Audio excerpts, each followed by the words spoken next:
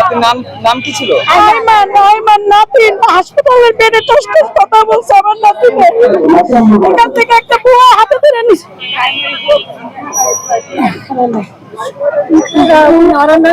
আমি তো একটা সুন্দর ময়না পাখি আমার স্কুলে পাঠাইছি, কিন্তু আমার ময়না পাখিটা তো পুড়ে কালো হয়ে গেছিল। আমার পাখিটা তো পুড়ে গেছিল। আমাকে ডিএনএ করতে নিচ্ছে, 4 জন ধরে আমাকে উঠাইছে ডিবি অফিসে। কেন আমাদের প্রধান অফিসারের কি এইটুকু দায়িত্বও ছিল না? বলেছিলাম, আমরা ঘোষণা দিয়েছিলাম, কিন্তু আমাদের এক দফা বৃদ্ধি পেয়েছে। একজন শিক্ষক আমাদের একজন গার্ডিয়ানের গায়ে হাত তুলেছে।